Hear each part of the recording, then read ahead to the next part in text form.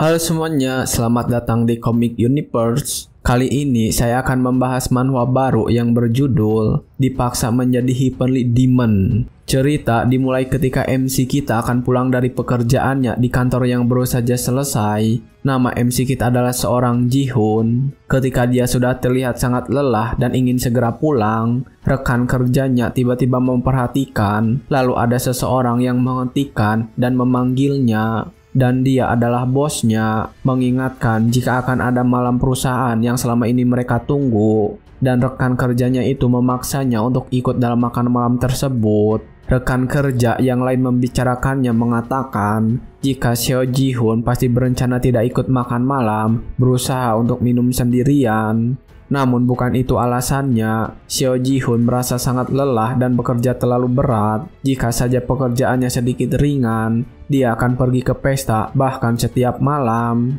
Dan ketika dia sedang mengeluarkan keluh kesahnya itu, seorang wanita datang menghampiri, mengatakan jika dia mengerti perasaan Seo Ji-hoon. Wanita itu berkata kalau mereka selama ini bekerja terlalu keras dan mengerti jika mereka semua sudah sangat kelelahan. Seo Ji-hoon terharu ketika melihat kalau wanita ini mengerti dirinya, namun perasaan itu salah. Wanita ini juga sangat bersemangat untuk membawa Seo Ji-hoon pergi ke makan malam perusahaan dan minum bersama.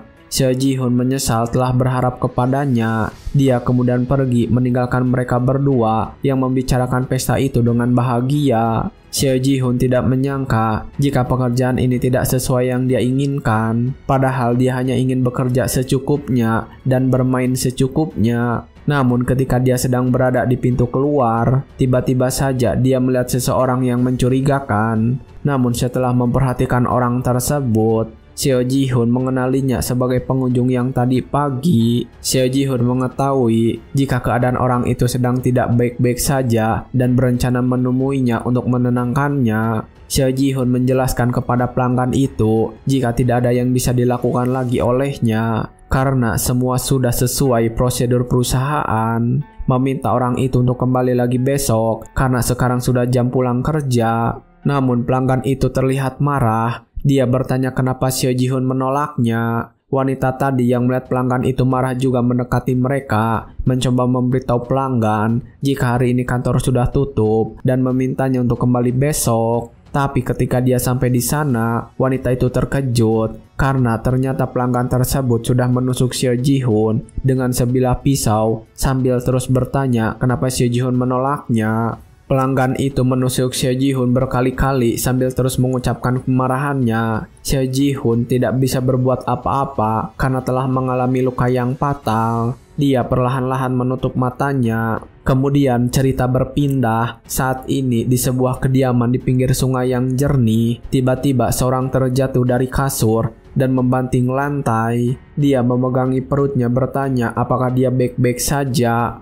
Orang ini adalah Seo Ji-hoon. Dia telah bereinkarnasi menjadi seorang yang bernama Ilmok. Saat ini dia memimpikan kejadian di mana dirinya ditusuk oleh pelanggannya dulu. Sudah setahun semenjak dia dibunuh oleh pelanggan di dunia asli dan diberi kesempatan kedua untuk hidup. Seo Ji-hoon tiba-tiba saja bereinkarnasi di tubuh seseorang di dunia bela diri. Seo Ji-hoon bereinkarnasi ke dalam tubuh seorang anak bernama Ilmok-mok dan masih memiliki ingatannya. Jadi gampang untuk beradaptasi. Saat ini di dunia keduanya, dia bekerja sebagai pelayan di sebuah kedai. Dalam pekerjaan kali ini, sesuai dengan keinginan Seo Ji-hoon sebelumnya, kerja secukupnya dan bermain secukupnya, itulah moto hidup Seo Ji-hoon. Tapi ketika dia telah merasa cocok dengan kehidupan kali ini, setelah mengambil air dan kembali ke kedai, dia kecewa karena melihat kedai tempatnya bekerja telah terbakar dalam api sepenuhnya. Dan ketika sampai di sana, dia bertemu dengan seorang pria tua berambut putih. Ilmok tidak terlalu peduli sebelumnya terhadap pria tua itu. Dia langsung membasahi tubuhnya dengan air yang barusan dia bawa, berencana untuk menyelamatkan orang-orang yang ada di sana. Namun ketika akan bergerak untuk menyelamatkan mereka, pria tua itu tiba-tiba saja menghunuskan pedangnya ke leher Ilmok. Ilmok langsung berhenti karena tidak ingin mati begitu saja. Bertanya siapakah pria tua ini. Dia juga mengatakan dia harus buru-buru untuk menyelamatkan orang-orang di dalam kedai. Tetapi pria tua yang masih menghunuskan pedangnya memberitahu Ilmok kalau pemilik kedai dan semua orang di dalam sana sudah mati. Pria tua mengatakan dia membakar kedai tersebut karena rasa dari mie yang mereka buat sangat buruk. Pria tua kemudian menawarkan sesuatu kepada Ilmok setelah mengatakan alasannya membakar kedai itu. Dan kau, sungguh sia-sia orang sepertimu tetap menjadi pelayan biasa. Jadi aku memutuskan memberimu kesempatan. Jadilah muridku. Menolak dan kau akan mati di sini. Ketika mendapatkan tawaran itu, tiba-tiba saja Ilmok menjadi emosi. Dia teringat lagi dengan kondisi dia akan mati di kehidupan sebelumnya. Dia ingat dia ditusuk habis-habisan karena menolak pelanggan tersebut dan tidak menyangka akan mengalaminya lagi saat ini. Karena sudah terlalu lelah dengan semua hal itu, Ilmok berteriak mengeluarkan isi hatinya. Dia memarahi pria tua yang ada di depannya. Jangan ngomong-ngomong kosong itu. Kamu pikir mengayunkan pedang berarti kamu menang? Mana mungkin aku mau mendengarkan orang gila sepertimu. Diam dan kembalikan keseimbangan kerja hidupku. Namun ketika dia sedang marah-marah, pria tua meminta bahwa hanya untuk membuat Ilmok tidak sadarkan diri. Dalam tidurnya dia terus mengumamkan, kenapa tidak dari dulu dia berteriak mengeluarkan isi hatinya seperti ini? Kenapa sangat susah untuk mendapatkan apa yang dia inginkan? Dan setelah membuat Ilmok tidak sadarkan diri, pria tua meminta bahwa hanya untuk membawa Ilmok bersama mereka. Akhirnya mereka membawanya di kereta kuda bersama mereka untuk pergi kembali ke sekte. Dalam perjalanan itu, Ilmok tiba-tiba terbangun dan berteriak dengan keras. Dia kaget ketika melihat pria tua ada di depannya.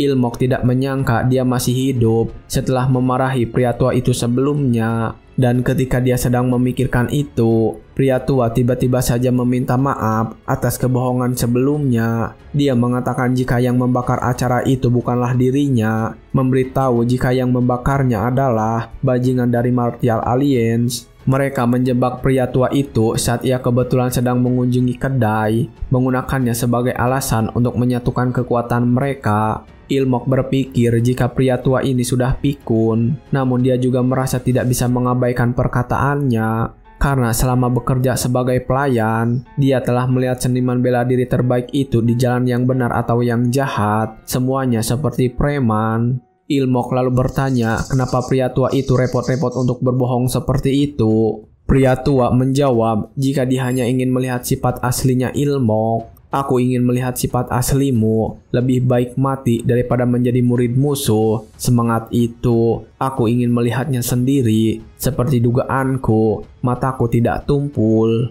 Ketika melihat pria itu tersenyum dengan wajah yang cerah, Ilmok benar-benar menganggap pria tua ini sebagai orang pikun. Pria tua kemudian mengatakan jika Ilmok tidak punya pilihan lain dan menjelaskan kondisinya. Lagi pula, kau tidak punya pilihan lain. Kau akan menyebarkan berita bahwa musuh yang mengerikan telah menyerangmu. Namun musuh yang kejam itu menyelamatkan nyawamu meskipun kamu hanyalah seorang pelayan sederhana. Mereka pasti akan membunuhmu dan menyalahkanku atas segalanya. Jadi kau hanya punya dua pilihan. Jadilah muridku atau mati di tangan aliansi bela diri. Ilmok kemudian menghela napas setelah mendengar semua penjelasan itu. Dia kemudian bertanya siapa nama pria tua ini. Pria tua itu suka dengan Ilmok yang tiba-tiba saja mendadak menjadi sopan, dan dia mengatakan jika namanya adalah Hyuk-ryun Ilhui, menjelaskan jika dia memiliki nama lain yang mudah diingat. Di dataran pusat, orang-orang memanggilnya sebagai The Heavenly Demon. Dan setelah mendengar julukan itu, Ilmok teringat tentang julukan tersebut yang pernah dia baca di kehidupan sebelumnya. Apa itu Heavenly Demon? Dalam kebanyakan novel wuxia, Heavenly Demon muncul sebagai antagonis atau bos terakhir, melambangkan kekuatan bela diri yang luar biasa dan berperan sebagai penguasa sekte iblis. Tergantung pada karyanya, ada yang disebut sekte Dewa Matahari Bulan, sekte Ming, dan seterusnya. Singkatnya, pada dasarnya itu berarti pemimpin suatu aliran sesat. Satu-satunya hal yang mereka semua sepakati adalah dia sangat kuat. Ilmok berharap jika sekte yang akan dia datangi tidak termasuk dalam sebuah grup kriminal. Dalam perjalanan itu, Hyuk-ryun juga bertanya tentang apa maksudnya dari work-life balance yang dikatakan oleh Ilmok. Ilmok kemudian mengatakan jika itu hanyalah keseimbangan antara pekerjaan dan kehidupan pribadinya, dan ketika mereka sedang mengobrol, orang di luar kereta mengatakan kalau mereka sudah sampai. Dan sebelum turun dari kereta kuda tersebut, Hyuk-ryun bertanya siapa nama Ilmok sebenarnya. Ilmok mengatakan jika namanya tidak memiliki nama belakang dan namanya hanya Ilmok saja. Hyuk-ryun kemudian menyambut Ilmok dan mengucapkan selamat datang di sektenya. Ilmok terkejut ketika melihat semua murid yang ada di sana menundukkan kepala mereka menyambut kedatangan Hyuk-ryun. Sambil terus bersujud, murid-murid itu mengagumkan Hyuk-ryun dan terus memujanya. Ilmok sendiri saat ini masih terpesona karena dia baru pertama kali melihat ini. Dia kemudian terus berjalan mengikuti kemana Hyuk-ryun berjalan, dan setelah beberapa saat, mereka akhirnya sampai di sebuah tempat yang bernama Pavilion Pungam. Hyuk-ryun mengatakan jika Ilmok menjadi muridnya, dia akan tinggal di kediaman ini. Dia meminta Ilmok untuk beristirahat di sini sampai dia membuat keputusan. Dia juga menjelaskan jika akan mencari tahu siapa orang yang membakar kedai miliknya dan akan memberitahu Ilmok jika semua investigasinya sudah selesai. Hyuk-ryun mengatakan kalau dia mengerti betapa terlukanya hati seorang anak yang kehilangan sosok seorang ayah seperti Ilmok. Terlepas dari apakah kamu menjadi muridku atau tidak, aku bersumpah atas namaku sebagai iblis surgawi bahwa aku akan membantumu dengan ini. Itulah komitmen yang dikatakan oleh Hyuk-ryun saat itu. Dan setelah mendengar semua niat baiknya, Ilmok tiba-tiba sujud dan berterima kasih kepadanya. Terima kasih, Master. Ketika mendengar ucapan itu, Hyuk-ryun bertanya kepada Ilmok apakah dia sudah membuat sebuah keputusan. Sambil terus bersujud, Ilmok memberitahukan keputusannya. Ya, seperti yang Anda katakan, Master. Lagi pula, saya tidak punya pilihan lain. Saya akan melakukan yang terbaik di sini. Hyuk-ryun membalas mengatakan itu adalah pilihan yang bijak. Namun saat ini dia harus mengawasi semua pengikut sektenya dan akan menempatkan seorang pelayan untuknya sekaligus sebagai seorang pengawal. Meminta Ilmok mempelajari tentang sekte Heavenly Demon dari anak yang akan ditugaskan nanti. Ilmok kemudian berdiri dan berterima kasih kepada masternya, dan baru saja mengatakan itu, masternya tiba-tiba terlihat sedang mengobrol dengan seorang anak perempuan. Ketika sedang memperhatikannya, Ilmok terpesona karena melihat wajah cantik dari seorang perempuan yang akan menjadi pelayannya. Wajahnya langsung memerah karena membayangkan sesuatu. Dia tidak menyangka di usia yang 30-an ini akan dilayani oleh seorang anak perempuan. Dan saat sedang memikirkan itu, anak perempuan tadi datang menghampiri dan memperkenalkan diri. Senang bertemu dengan Anda, Tuan Muda Ilmok. Nama saya Jin Haeyeon dan saya akan melayani Anda mulai hari ini. Ketika melihat wajah cantik Jin Haeyeon dari dekat, Ilmok menjadi semakin salah tingkah. Dia mengatakan jika saat ini umur mereka sama dan mungkin ada sebuah kesempatan. Tapi ketika dia sedang memikirkan itu, Jin Haeyeon berbicara lagi kepadanya menjelaskan apa yang harus Ilmok lakukan. Maaf, saya baru saja menyinggung hal ini setelah bertemu Anda, tapi mulai sekarang Anda harus bersiap untuk masuk ke Maguan. Maguan adalah lembaga pendidikan tertinggi yang menerima anggota sekte luar biasa berusia 16 tahun. Semua penjabat tinggi dari kultus iblis adalah lulusannya. Lebih jauh lagi, kamu adalah murid dari yang tertinggi. Untuk menghindari membawa malu pada Heavenly Demon, Anda harus masuk sebagai siswa terbaik. Dan setelah mendengar semua itu, Ilmok menyadari kalau itu tidak akan menjadi hal yang mudah. Tepat ketika dia mengeluhkan itu, Jin Haeyeon tiba-tiba saja mengikat rambutnya, mengatakan jika mereka tidak punya waktu yang banyak. Dia berkata akan membuat Ilmok menjadi yang terkuat. Saat Jin Haeyeon mengatakan itu, atmosfer di sekelilingnya tiba-tiba saja berubah menjadi sangat dingin dan serius. Singkat cerita, latihan dimulai hari itu juga. Dari pagi sampai sore, Ilmok langsung berlatih. Saat ini Jin Haeyeon juga sedang mengawasi latihan itu. Dia terus berteriak memberikan semangat. Ilmok sedang push up sambil membawa beban batu di punggungnya. Kemudian terlihat saat ini wajahnya sudah pucat dengan keringat yang muncul di seluruh tubuh. Dan dalam beberapa saat, Ilmok terjatuh karena sudah sangat kelelahan. Tapi Jin Haeyeon yang melihatnya langsung memarahi, menyuruhnya untuk kembali bangun dan melanjutkan latihan. Ilmok kali ini sudah benar-benar kewalahan. Dia mengatakan sudah tidak bisa melakukan latihan ini lagi hari ini. Dan karena menjawab seperti itu, Jin Haeyeon memarahinya lagi lebih keras. Jin Haeyeon kemudian memaksanya untuk bangun sambil meneriaki Ilmok. Namun Ilmok benar-benar sudah sangat lelah. Dia akhirnya terjatuh ke pelukan Jin Haeyeon. Dalam hatinya dia benar-benar tidak menyangka jika kultus Demonik ini benar-benar gila. Jin Haeyeon tersenyum ketika Ilmok sedang tertidur di pelukannya. Dia kemudian menggodanya. Dalam hatinya dia cukup senang karena Ilmok benar-benar serius dalam latihan dan telah melewati batas kemampuan orang biasa dalam latihannya. Jin Haeyeon bangga dengan sang Heavenly Demon yang bisa menemukan bakat dari tubuh Ilmok yang telah diberkati oleh surga. Jin Haeyeon dalam hatinya semakin menghormati sang Heavenly Demon. Jin Haeyeon membawa Ilmok ke ruangannya untuk beristirahat dan ternyata dia mengobati Ilmok sampai malam tiba. Malam itu, Ilmok terbangun. Dia terkejut karena sadar sudah berada di tempat yang berbeda dan dia lebih terkejut ketika melihat Jin Haeyeon yang sedang memulihkan tubuhnya. Ilmok kemudian langsung bangkit dan menghempaskan tangan Jin Haeyeon dari tubuhnya. Ilmok juga langsung menjaga jarak. Saat Ilmok menjauh darinya, Jin Haeyeon kemudian memintanya untuk kembali. Selagi Anda beristirahat, Tuan Muda, saya sedang melakukan Cugung Wang Heol. Ini belum selesai, jadi silakan berbaring tengkurap lagi.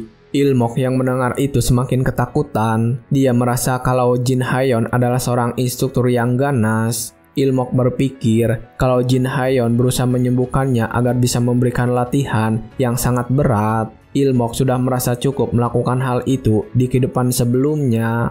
Ilmok kemudian langsung memberikan penolakan dan mengatakan protesnya saat itu juga. Aku tidak bisa hidup seperti ini. Kamu harus menjamin aku istirahat setidaknya sekali setiap 1 jam sekali. Ilmok mengatakan itu karena dia tetap ingin memprioritaskan keseimbangan work-life balance-nya dan akan berusaha mendapatkan waktu istirahat. Tapi ternyata Jin Haeyeon menolak permintaan itu. Dia menjelaskan jika saat ini usia Ilmok sudah menginjak 15 tahun dan hanya memiliki 1 tahun tersisa sampai ujian masuk Magwan dilaksanakan. Tidak ada waktu untuk berpuas diri. Ilmok lalu bertanya kepadanya bagaimana jika dia mati akibat terlalu berlebihan dalam latihan. Jin Haeyeon mengatakan itu tidak akan terjadi dengan serius. Kau bukan orang yang akan pingsan karena hal seperti itu, Tuan Muda. Dan jika itu terjadi, aku akan dengan senang hati mengikutimu dalam kematian. Bahkan sebagai roh, aku akan terus bekerja untukmu. Ilmok merasa kesal ketika mendengar itu. Dia kesal karena Jin Haeyeon mengatakan semua itu dengan sangat santai. Namun karena ucapannya itu, Ilmok jadi menemukan sebuah ide. Ilmok kemudian berbicara lagi kepada Jin Haeyeon. Baiklah, sepertinya tidak ada gunanya berdebat lebih jauh. Jika aku harus menjalani hidup seperti ini, lebih baik aku menyerah saja pada semuanya. Maksudku, aku akan benar-benar memperlakukanmu, Master. Kita lalu mati saja. Ilmok menantang Jin Haeyeon malam itu juga. Dia mencoba menguji ide yang dia dapatkan barusan. Setelah mengatakan semua itu, Jin Haeyeon tiba-tiba berubah menjadi serius. Bertanya apakah Ilmok benar-benar serius mengatakan itu. Dengan santai, Ilmok mengatakan dia sangat yakin dengannya. Mengatakan jika meskipun menodai reputasi Jin Haeyeon, memiliki murid yang tidak kompeten, itu bukanlah urusannya. Dan mendengar ucapannya yang seperti itu, Jin Haeyeon benar-benar marah. Dia mengeluarkan kekuatannya sampai membuat bunga di ruangan itu beku. Mengatakan jika dia tidak akan diam saja dan melihatnya. Sementara saat ini, Ilmok tetap santai memakai bajunya. Dan saat dia sedang memakai baju itu, Jin Haeyeon yang sudah marah langsung melompat menghancurkan meja dan menyerang Ilmok. Dia menangkap Ilmok dan menekannya ke tembok. Jin Haeyeon juga mengingatkannya sekali lagi. Itu benar, jika kau sampai menodai nama Heavenly Demon, aku sendiri yang akan melenyapkanmu. Mereka yang tidak mengetahui kebenaran mungkin akan menganggapku sesat, tapi aku tidak peduli karena aku dengan senang hati akan mengorbankan hidupku demi dia. Jin Haeyeon mengatakan itu dengan wajah yang menyeramkan dan dengan tatapan yang sangat tajam. Namun Il-mok tetap tenang ketika diancam seperti itu. Dia kembali bertanya kepadanya, bukankah itu artinya masternya menugaskan seseorang yang sesat untuk menjadi pelayannya? Dan setelah mendengar itu, Jin Haeyeon langsung melepaskan Il-mok lalu menjaga jarak. Il-mok sendiri tersenyum ketika rencananya kali ini berhasil. Dia kemudian mencoba berbicara lagi kepada Jin Haeyeon dengan wajah penuh percaya diri. Ternyata pelayan yang ditugaskan kepadaku bukanlah hanya seorang bidah, tapi seseorang yang rela membunuhku. Ini akan menodai warisan guru besarku, tapi dia malah akan menyapu semuanya ke bawah karpet hanya dengan nyawaku. Apa sih yang dipikirkan guru? Dan setelah selesai mengucapkan itu, Jin Haeyeon akhirnya tiba-tiba diam. Saat ini dia bertanya-tanya apakah memang benar yang dikatakan oleh Il-mok ini. Il-mok berhasil dengan rencananya untuk memancing Jin Haeyeon yang benar-benar fanatik kepada masternya. Dan ketika suasana sudah mereda, Il-mok mengatakan kalau dia akan tetap latihan, memiliki dua keinginan. Pertama, dia ingin beristirahat 15 menit setiap 1 jam latihan. Kedua, dia ingin jaminan untuk bisa tidur selama 7 jam setiap harinya. Dan setelah mendengar permintaan itu, Jin Haeyeon bertanya apakah dua hal itu saja sudah cukup baginya. Il-mok mengatakan itu semua sudah cukup, dan jika bisa menjamin kedua hal itu, Il-mok berjanji akan berlatih dengan rajin. Karena sebenarnya dia juga tidak ingin menjadi beban bagi masternya. Dan setelah mendapatkan keputusan itu, Jin Haeyeon akhirnya mengerti. Dia meminta Il-mok untuk berlatih dengan rajin dan menjaga kata-katanya. Jin Haeyeon kemudian meminta Il-mok untuk berbaring lagi dan lanjutkan pemulihan tubuhnya yang terganggu. Dan setelah suasananya kembali tenang, bunga yang beku tadi kini mulai kembali seperti semula. Keesokan harinya, ketika sedang berlatih di lapangan dengan Jin Haeyeon, Heavenly Demon datang sendiri untuk melihatnya berlatih. Dan saat itu, Il-mok terlihat sedang berbaring di lapangan latihan dengan Jin Haeyeon yang sedang bersujud menghadap masternya. Jin Haeyeon kemudian menjelaskan kalau Il-mok sangat fokus dalam latihan kali ini. Dan saat ini Il-mok sudah bisa untuk menguasai dasar dari external art. Il-mok yang mendengar itu merasa kesal. Dia berpikir akan menjadi masalah jika dia saat ini tidak bisa menguasai bela diri dasar setelah latihan yang kejam. Dia juga terus mengingat latihan kejamnya di bawah bimbingan Jin Haeyeon yang tanpa istirahat. Jin Haeyeon kemudian membantu Il-mok untuk berhenti di sana. Dan ketika itu, Heavenly Demon mengatakan sesuatu. Dia berkata jika mulai hari ini, Il-mok harus belajar demonic art bersama dirinya.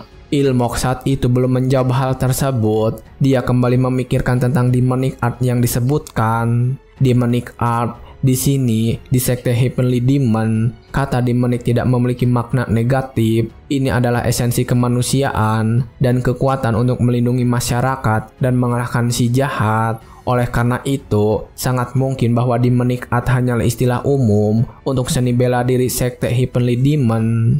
Itu bisa saja berbeda dari seni bela diri sesat yang aku ketahui di kehidupan masa laluku. Il-mok tetap saja tidak ingin menerima ajaran itu secara cuma-cuma tanpa mengetahui kebenarannya. Dia kemudian bertanya kepada masternya, "Master, aku punya pertanyaan. Ngomong-ngomong, apakah ada kekurangan pada demonic art ini?"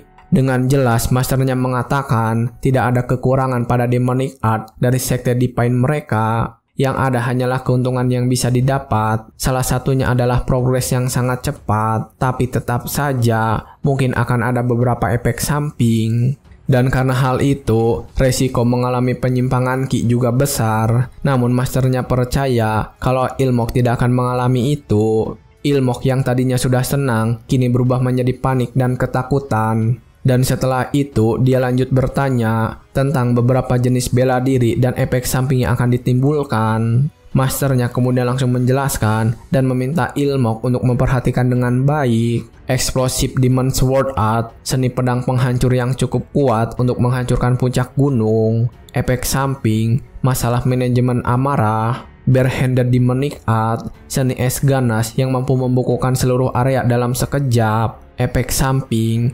hiperseksualitas. Mad Soul Sword Art, seni pedang yang melampaui 24 gerakan plum bosom dengan gerakannya yang selalu berubah dan tidak dapat diprediksi. efek samping, halusinasi pendengaran dan penglihatan. Dan ketika masternya sedang menjelaskan bela diri dan beberapa efek sampingnya, Ilmok merasa kecewa. Dia berpikir jika dirinya akan mempelajari seni bela diri yang mengakibatkan gangguan mental. Dia kemudian tiba-tiba berhenti berpikir dan bertanya apakah masternya telah mempelajari semua martial art yang disebutkan itu. Masternya mengatakan dia sudah mempelajari semuanya dan kenapa menanyakan hal itu.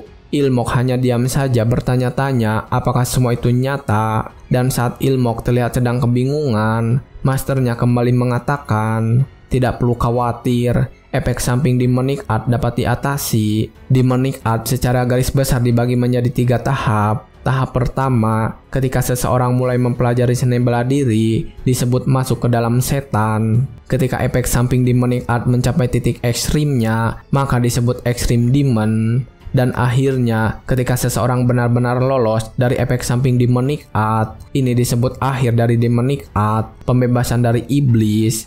Dan setelah mendengar semua penjelasan itu, Ilmok bertanya apa yang akan terjadi kepada seseorang yang tidak pernah mencapai tahap pembebasan dari iblis selama hidupnya. Masternya tiba-tiba saja memegangi pundak Ilmok, mengatakan jika itulah alasannya kenapa dia memilih Ilmok. Dengan sifat yang dimiliki Ilmok, masternya yakin dia akan mencapai tahap pembebasan dari iblis. Dan masternya juga bertanya bela diri yang mana yang akan dipelajari oleh Ilmok. Ilmok merasa dipaksa untuk diam dan segera memilih demonic art yang harus dipelajari saat itu juga. Dan setelah memikirkan itu beberapa saat, Ilmok mengatakan pilihannya. Ilmok menjawab jika dia memilih untuk mempelajari The Soul Severing Headless Sword. Soul Severing Headless Sword ini adalah seni pedang yang dicirikan oleh rantai gerakan terus-menerus yang tidak terputus. Dikatakan untuk merampas jiwa lawan, itulah namanya.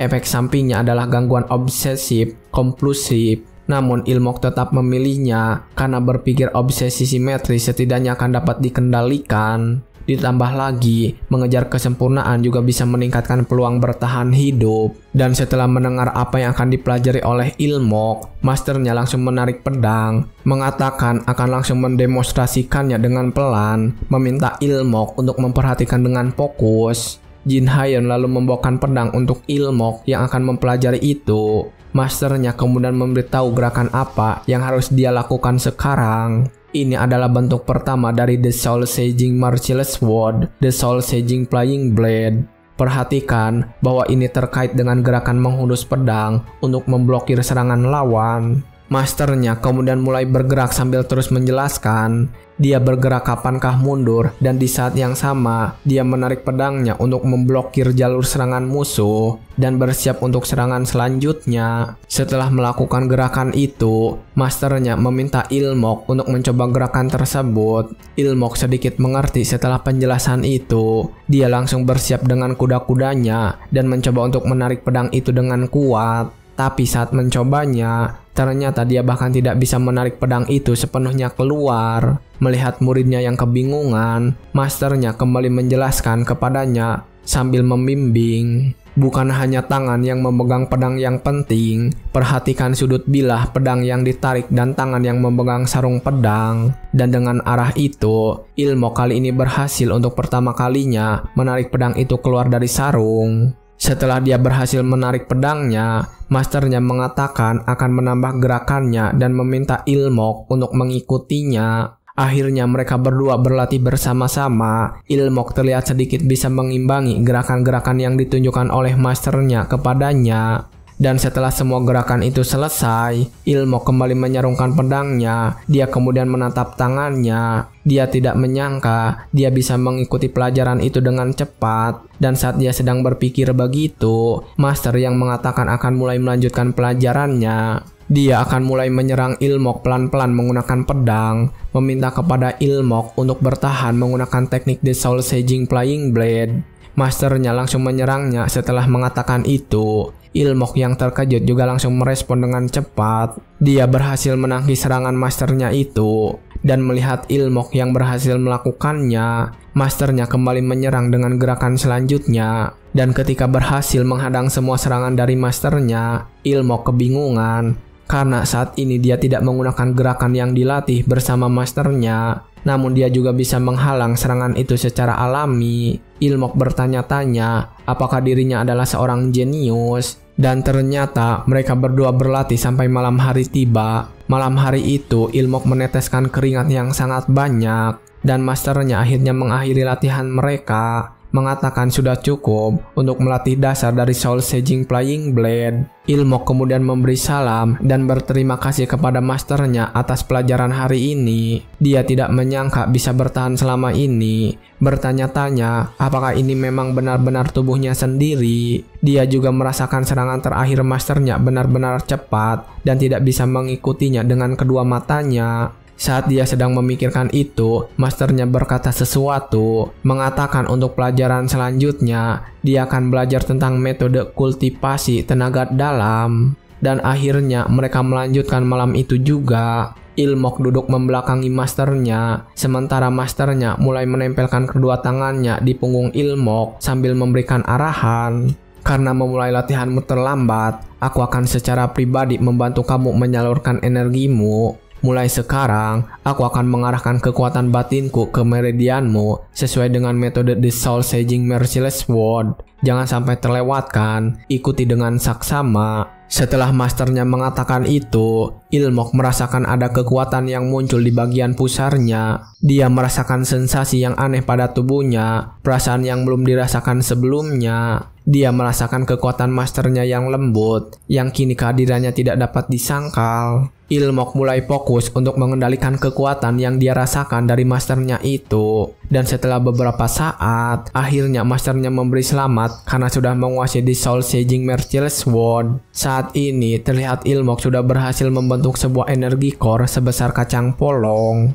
Dan setelah berhasil melakukan itu, masternya meminta Ilmok untuk terus berlatih dengan kuat sampai mencapai tahap ketiga dari Demonic Art, terbebas dari iblis. Masternya merasa puas dengan latihan yang ditunjukkan oleh Ilmok, mengajaknya untuk makan malam bersama kakak senior seperguruannya, mengatakan jika ini adalah waktu yang tepat untuk memperkenalkan Ilmok, karena saat ini semua orang sudah berkumpul di sekte utama. Ilmok langsung menyetujui itu dan mengatakan akan membersihkan diri terlebih dahulu, lalu akan menemuinya di tempat tinggal masternya. Masternya kemudian pergi duluan setelah mendengar keputusan Ilmok. Sementara saat ini, Ilmok sendiri merasa kesal karena harus menghadiri jamuan makan malam yang ramai itu. Dia juga berpikir bahwa mereka yang akan dia temui adalah rivalnya di masa depan. Ilmok tidak ingin bertarung dengan mereka untuk memperebutkan posisi Heavenly Demon. Dia hanya ingin hidup tenang dan nyaman di dunia ini.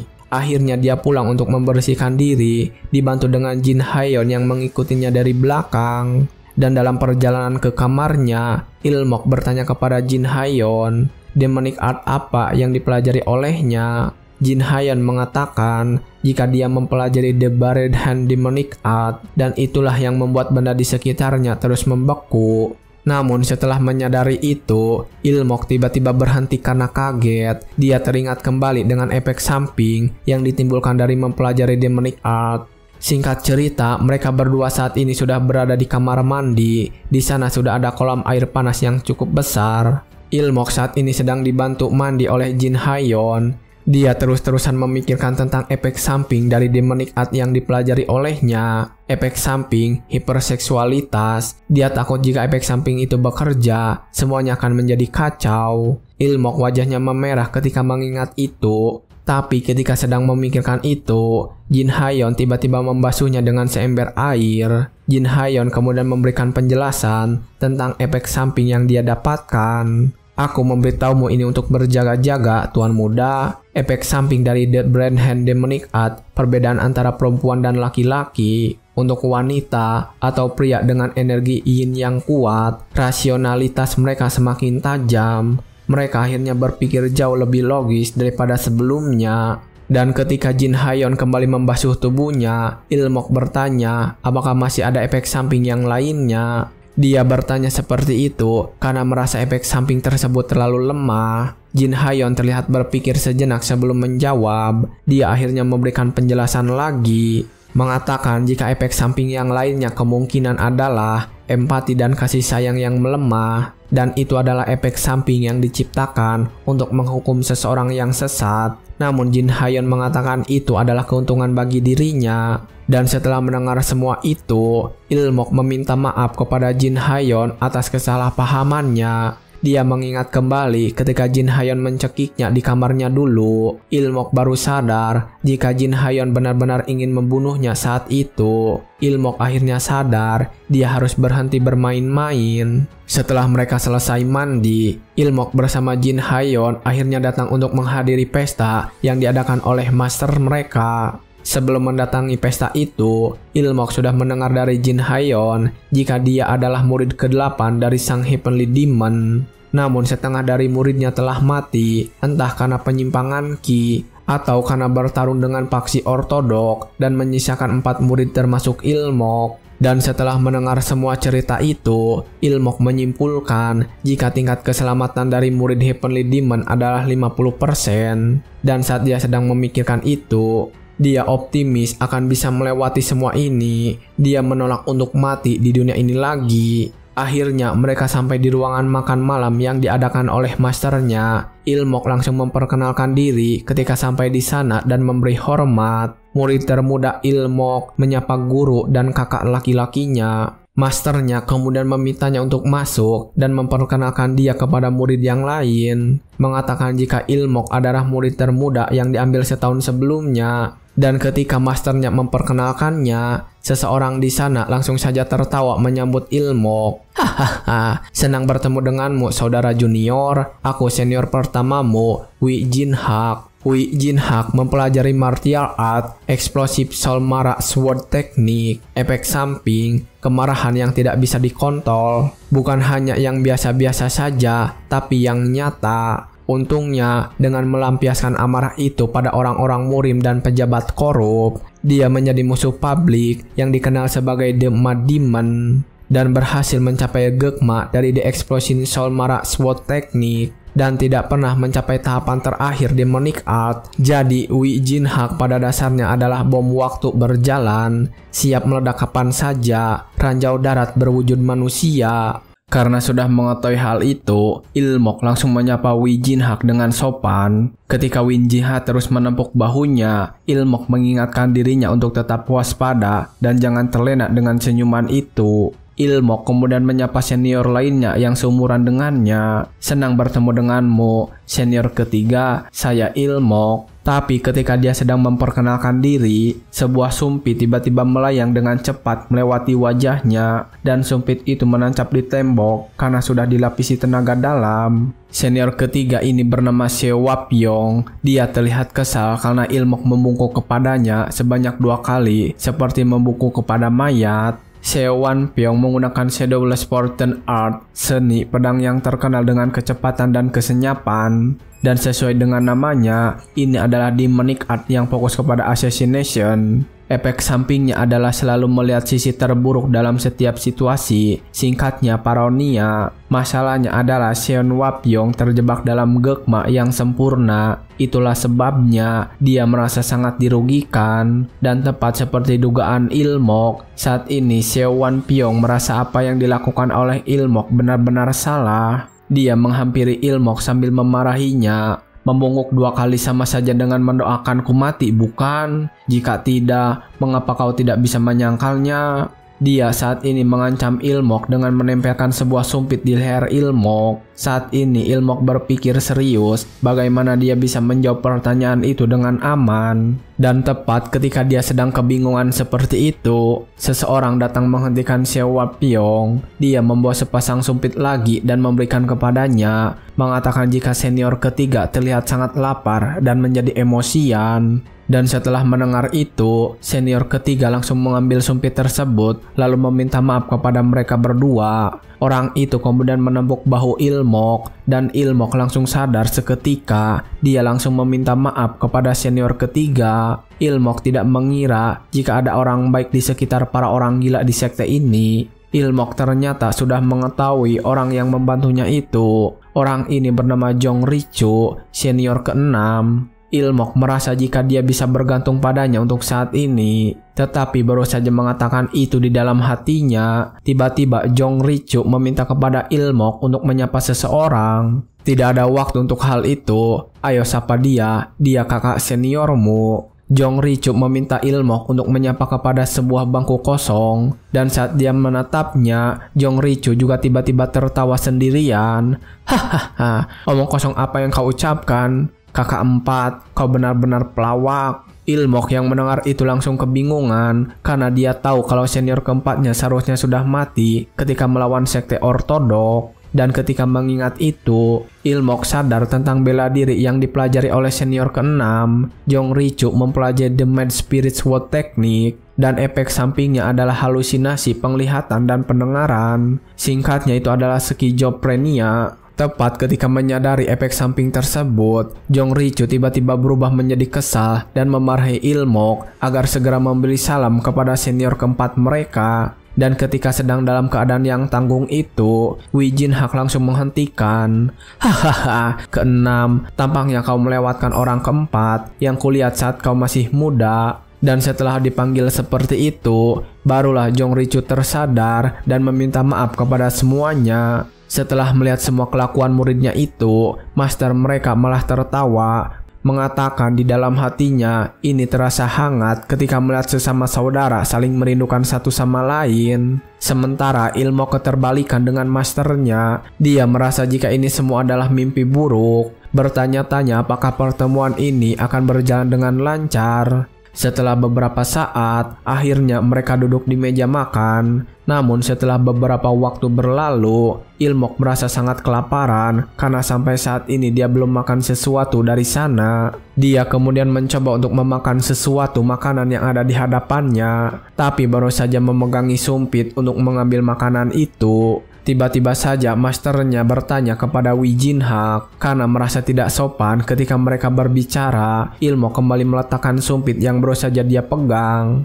Terlihat tubuhnya sudah sangat gemetaran karena menahan rasa lapar yang dia rasakan. Ilmok merasa tidak sopan ketika makan saat ada yang berbicara di ruangan itu. Dia kembali merasakan saat-saat di mana dia makan malam bersama perusahaan. Dan saat dia sedang melamun, tiba-tiba saja Wee Jin Hak membicarakan tentangnya sambil tertawa. Hahaha, anak bungsu kita pasti bertanya-tanya apa yang sebenarnya ini. Masternya tertawa mengatakan jika dia akan menjelaskannya kepada Ilmok. Ilmok yang mendengar itu tidak bisa menolak, mengatakan akan mendengarkannya dengan serius. Masternya kemudian langsung bercerita. Ilmok juga merangkum semua cerita itu untuk dirinya sendiri. Dalam di Pinecul, The Heavenly Demon dan para pembantu dekatnya secara berkala melakukan inspeksi. Selama pemeriksaan terakhir, suatu variabel aku muncul di sebuah penginapan yang menarik minat Master. Jadi demi keselamatanku, Master tidak punya pilihan selain kembali ke markas utama terlebih dahulu. Itulah sebabnya Master mengadakan makan malam hari ini untuk mendengar laporan dari para murid senior yang telah menyelesaikan inspeksi dan memperkenalkan aku pada kakak-kakakku yang lebih senior. Dan ketika dia sedang melamun, tiba-tiba saja masternya bertanya apa pendapatnya mengenai masalah yang mereka diskusikan pada saat ini. Aku ingin tahu pendapatmu tentang hal-hal yang telah kita bahas sejauh ini. Bagaimana menurutmu di Pinecul kita mengurus rakyat jelata? Karena kamu datang dari luar, aku ingin mendengar perspektif barumu. Mungkin ada cara lebih baik untuk memperbaiki keadaan. Mendapatkan pertanyaan itu membuat Ilmok menjadi tegang karena harus memberikan jawaban yang sesuai. Dan dia juga memiliki pemikirannya sendiri. Ilmok tahu kalau tujuan dari semua seniornya dan anggota dari The Pinecul-nya adalah posisi Heavenly Demon. Dan sadar jika mereka tidak akan ragu mengarahkan pedang mereka satu sama lain. Tapi Ilmok berbeda, dia ingin membiarkan mereka bertarung untuk mencapai semua itu. Sementara dia hanya ingin bermalas-malasan dan makan sebanyak yang dia bisa. Namun untuk merencanakan semua itu, Ilmok sadar harus menghilangkan pengawasan dari Jin Haeyeon dan meyakinkan mereka mulai hari ini. Ilmok tidak tertarik dengan posisi pemimpin kultus atau berpihak kepada siapapun. Dia ingin bersikap netral. Ilmok berencana melakukan sesuai dengan kehidupan sebelumnya sebagai pekerja kantoran, tidak terlalu mencolok dan tidak terlalu menarik perhatian mereka. Dan Ilmok merasa cocok dengan posisinya kali ini. Ilmok kemudian mencoba untuk menjawab. Pertama, kita perlu membuat sistem pelaporan dan format laporan yang jelas. Pejabat yang lebih tinggi hanya meninjau laporan dan pejabat yang lebih rendah hanya mengikutinya. Dengan cara itu, kakak laki-lakinya tidak perlu berlarian sendirian. Kedua, kita harus mengkhususkan dan membagi tugas, tetapi merotasi wilayah atau departemen yang ditugaskan secara berkala. Jika seseorang hanya menangani satu tugas, ada resiko korupsi. Dengan mengubah tugas dan wilayahnya, kita dapat mencegah mereka berkolusi dengan penguasa lokal. Selama ada sistem dan format pelaporan yang terperinci, serah terima tidak akan menjadi masalah, dan itu berarti rotasi departemen juga tidak akan menjadi masalah. Kedua ukuran ini saling melengkapi kekurangan masing-masing, menjadikannya solusi yang benar-benar sempurna. Ilmok mengatakan semua itu dengan tegas dan yakin akan keputusan tersebut. Menurutnya, membagi departemen dalam sebuah sistem pelaporan pada dasarnya merupakan titik awal untuk saling melempar tanggung jawab. Laporan naik, pekerjaan tertunda, dan laporan yang turun menjadi alasan untuk saling menyalahkan. Bagaimana dengan rotasi departemen? Siapa yang akan menyuapi serah terima jabatan? Belajar dari laporan yang ditulis sejauh ini, kau akan beruntung jika pendahulu meninggalkan sesuatu. Ilmok yakin dengan jawabannya saat ini, dia akan bisa memposisikan tempatnya sebagai pemula di antara mereka dan dengan semangat bisa meraih pekerjaan dan hidup santainya. Namun ketika dia memikirkan itu, tanpa disangka Wi Jinghak langsung menghampiri dan mengelus kepala Ilmok. Dia kemudian langsung memujinya, bilang kepada masternya jika junior termuda mereka lebih pintar dari yang dia duga. Mengatakan jika Ilmok bahkan menyadari ada kemungkinan dari pekerjaan yang korupsi. Bertanya kepada masternya, bukankah ini suatu sistem yang mengingatkan doktrin-doktrin sekte mereka? Ilmok tidak menyangka rencananya untuk menjadi tidak mencolok malah mendapatkan pujian dari senior pertama. Masternya kemudian berpendapat mengenai sistem yang dibicarakan oleh Ilmok dan menekankan kesempurnaan seperti itu. Sepertinya efek samping dari Soul Saging Mercil Sword mulai terlihat, bahkan belum sehari sejak dia mulai belajar bela diri. Bukan hanya di pikirannya, tapi prestasi bela dirinya juga mengesankan. Kalau begitu, nanti aku akan memanggil Ilmok secara terpisah dan kita bicara nanti. Ilmok malah mendapatkan pujian yang tidak terduga juga dari masternya. Dan setelah mereka menyelesaikan obrolannya, master meminta mereka menikmati hidangan yang sudah dia sediakan malam itu. Akhirnya setelah malam yang panjang terlewat, saat ini Ilmok sedang menikmati sarapan paginya di rumah. Dia masih terus mengingat sistem yang dia katakan semalam. Jika sekte yang dia tinggali belum memiliki sistem yang cukup baik dalam pemerintahannya, Ilmok merasa telah salah menilai karena melihat kepemimpinan masternya saja. Dan setelah menyelesaikan sarapannya, Ilmok mengatakan akan pergi keluar sebentar untuk mencerna makanannya. Jin Haeyeon kemudian meminta untuk kembali sebelum pelatihan seni bela diri eksternal dimulai. Ilmok kemudian pergi tanpa menjawab. Dalam perjalanan, dia kebingungan kemana dia harus mencari sebuah tempat untuk membantunya bersantai dari semua latihan yang tiada henti itu. Dan ketika dia berjalan-jalan di sekitar sana, tanpa sengaja dia melihat seorang gadis cantik yang terlihat seperti kebingungan. Namun ketika melihat seorang gadis yang sedang terlihat ketakutan itu, Ilmok langsung sadar jika dirinya sudah berusia 30-an dan tidak boleh tergoda olehnya. Ilmok berencana untuk membuat gadis itu tenang lebih dulu. Ilmok kemudian langsung menghampiri dan bertanya apa yang sedang dilakukan oleh gadis itu sendirian. Gadis itu kemudian menunjuk ke arah sungai dan terlihat sebuah boneka kecil berada di atas batu. Setelah melihat masalahnya, Ilmok langsung berencana untuk mengambil boneka tersebut. Meskipun gadis itu mengatakan sungainya sangat dalam, Ilmok akhirnya berhasil kembali membawa boneka tersebut dan memberikannya kepada si gadis. Setelah menerima boneka tersebut, gadis itu terlihat kembali bahagia. Ilmok saat ini juga sedang mengeringkan rambutnya dan pakaiannya. Dan saat melakukan itu, gadis tersebut datang untuk berterima kasih karena telah menyelamatkan boneka miliknya. Ilmok mengelus kepalanya mengatakan jika itu bukanlah apa-apa baginya. Dia kemudian bertanya sekali lagi, sedang apa gadis itu sendirian di tempat ini? Gadis tersebut mengatakan jika dia sedang bermain bersama bonekanya, karena di rumahnya tidak ada seorang pun yang ingin bermain dengannya. Orang-orang rumah selalu menyuruhnya untuk berlatih. Ilmok merasa sedih ketika mendengar itu karena situasinya sama dengannya. Ilmok kemudian memperkenalkan diri dan bertanya siapa nama gadis tersebut. Gadis itu mengatakan jika namanya adalah Seona. Dan setelah mendapatkan namanya, Ilmok berbicara kepada Seona, bertanya bagaimana jika mereka bertemu di tempat ini ketika waktu makan siang setiap hari. Mengatakan jika dia bisa bermain dengan Ilmok di tempat ini setiap hari. Seona kemudian meminta Ilmok untuk berjanji akan hal itu. Ilmok tersenyum dengan lebar dan dia berjanji untuk bermain bersamanya di sekitar waktu makan siang setiap hari. Mereka berdua akhirnya menggunakan janji kelingking. Beberapa hari kemudian, ketika sedang berlatih di arena, Jin Haeyeon bertanya kepada Ilmok, apakah ada sesuatu yang terjadi? Karena dia terlihat berlatih dengan mood yang bagus beberapa hari ini. Ilmok menjatuhkan beban latihannya dan menjelaskan apa yang terjadi. Bukankah itu jelas? Karena kemajuan belajarku yang begitu cepat, dengan kecepatan seperti ini, aku berharap bisa menyelesaikan studi doktrinalku dalam waktu setengah tahun. Jin Haeyeon mengatakan jika ucapan Ilmok ada benarnya dan mulai percaya dengan kata-kata itu. Sementara Ilmok sendiri merasa cemas karena dia mulai berbohong lagi. Ilmok melakukan itu karena takut jika Jin Haeyeon mengetahui yang sebenarnya. Ilmok merasa dia akan menghentikannya untuk menemui Seona untuk bermain setiap hari. Ilmok merasa jika bermain dengan Seona adalah sesuatu yang bisa membuatnya santai. Ilmok akan melindungi keadaan ini sebaik mungkin. Dan ketika mereka berdua sedang berlatih, master mereka datang dan mengatakan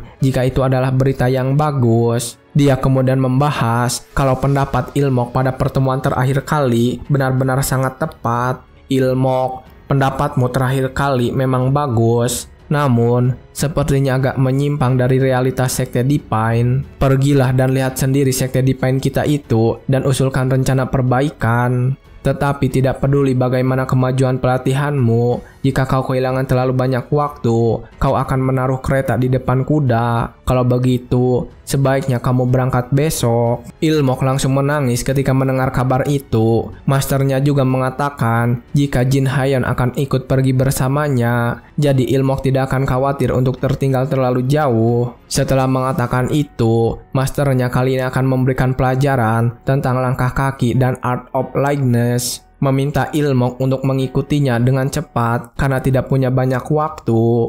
Ilmok saat itu merindukan Seona yang selalu bermain dengannya setiap hari. Sementara itu saat ini, Seona sedang berada di ruangan latihan di rumah, namun dia saat ini terus melamun tanpa berlatih. Dan ketika dia melakukan itu, seseorang datang ke sana, bertanya kenapa Seona tidak konsentrasi pada latihannya. Seona kemudian meminta maaf karena tengah melakukan itu, dan dia langsung kembali melatih teknik yang sedang dia pelajari. Seona saat ini menggunakan tangannya untuk mencakar patung latihan yang ada di depannya. Dia melakukan gerakan itu dengan sangat cepat.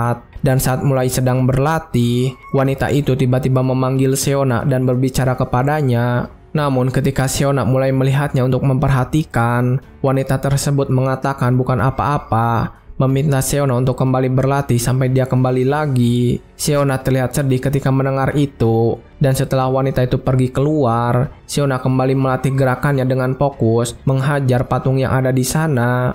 Sementara si wanita saat ini memegangi kepalanya, dia merasa bersalah karena akan melanggar peraturan tanpa berpikir. Mengatakan jika saat ini adalah waktu yang paling krusial. Dia berbicara sendiri meminta maaf kepada Seona, meminta Seona untuk bertahan sedikit lebih lama. Saat ini Seona sudah menghancurkan patung kayu yang dihajar dan terlihat tangannya menjadi menyeramkan dengan kuku-kuku yang menjadi sedikit panjang, dan di akhir latihannya Seona tanpa sadar memanggil nama Ilmok. Sementara itu saat ini Ilmok sedang pergi bersama Jin Haeyeon untuk menuju suatu tempat. Dalam perjalanan itu, Ilmok terus memikirkan Seona yang dia tinggalkan. Aku tidak percaya kita berangkat besok pagi-pagi sekali. Tentu saja gak ada waktu untuk ngasih tahu Seona. Kalau saja aku tahu tentang alamat keluarga Seona, aku bisa saja mengirim pesan. Maaf Seona, aku akan segera kembali, tunggu sebentar. Dan ketika dia sampai di depan kereta kuda, ada 2 orang yang menyambut.